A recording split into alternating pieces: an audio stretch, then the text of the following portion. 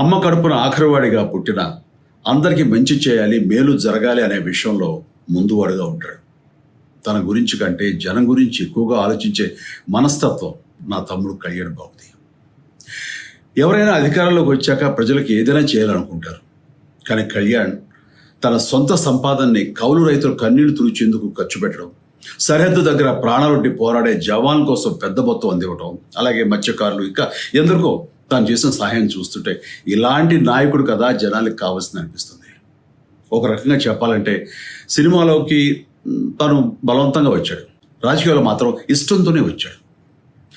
ఏ తల్లికైనా తన కొడుకు కష్టపడుతుంటే గుండె తరుక్కుపోతుంది. అలాగే ఏ అన్నకైనా తన తమ్ముడు అనవసరంగా మాటలు పడుతుంటే బాధ వేస్తుంది.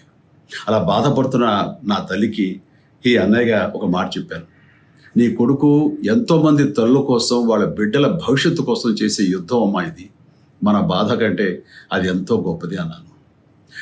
అన్యాయాన్ని ఎదిరించకుండా మౌనంగా ఉండే మంచివాళ్ళ వల్లనే ప్రజాస్వామ్యం మరింత నష్టం అని నమ్మి జనం కోసం జన సైనికుడు అయ్యాడు.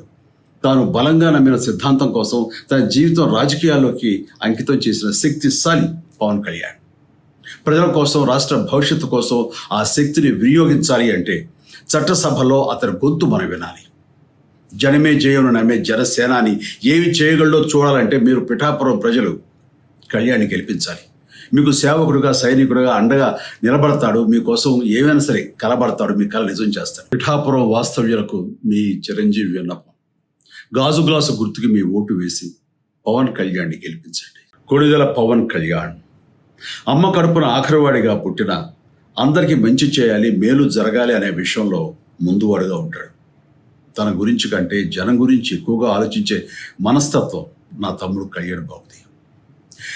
ఎవరైనా అధికారంలోకి వచ్చాక ప్రజలకు ఏదైనా చేయాలనుకుంటారు. కానీ కళ్యాణ్ తన సొంత సంపాదనని కౌలు రైతులు కన్నీళ్లు తుడిచేందుకు ఖర్చు పెట్టడం, సరిహద్దు దగ్గర ప్రాణాలొడ్డి పోరాడే జవాన్ కోసం పెద్ద మొత్తం అందివ్వటం, అలాగే మత్స్యకారులు ఇంకా ఎందరికో తాను చేసిన సహాయం చూస్తుంటే ఇలాంటి నాయకుడు కదా జనాలకు కావాల్సింది అనిపిస్తుంది. ఒక రకంగా చెప్పాలంటే సినిమాలోకి తను బలవంతంగా వచ్చాడు, రాజకీయాల్లో మాత్రం ఇష్టంతోనే వచ్చాడు. ఏ తల్లికైనా తన కొడుకు కష్టపడుతుంటే గుండె తరుక్కుపోతుంది. అలాగే ఏ అన్నకైనా తన తమ్ముడు అనవసరంగా మాటలు పడుతుంటే బాధ వేస్తుంది. అలా బాధపడుతున్న నా తల్లికి ఈ అన్నయ్యగా ఒక మాట చెప్పాను. నీ కొడుకు ఎంతోమంది తల్లుల కోసం, వాళ్ళ బిడ్డల భవిష్యత్తు కోసం చేసే యుద్ధం అమ్మా ఇది. మన బాధ కంటే అది ఎంతో గొప్పది అన్నాను. అన్యాయాన్ని ఎదిరించకుండా మౌనంగా ఉండే మంచివాళ్ళ వల్లనే ప్రజాస్వామ్యం మరింత నష్టం అని నమ్మి జనం కోసం జన సైనికుడు అయ్యాడు. తాను బలంగా నమ్మిన సిద్ధాంతం కోసం తన జీవితం రాజకీయాల్లోకి అంకితం చేసిన శక్తిశాలి పవన్ కళ్యాణ్. ప్రజల కోసం, రాష్ట్ర భవిష్యత్తు కోసం ఆ శక్తిని వినియోగించాలి అంటే చట్టసభలో అతని గొంతు మనం వినాలి.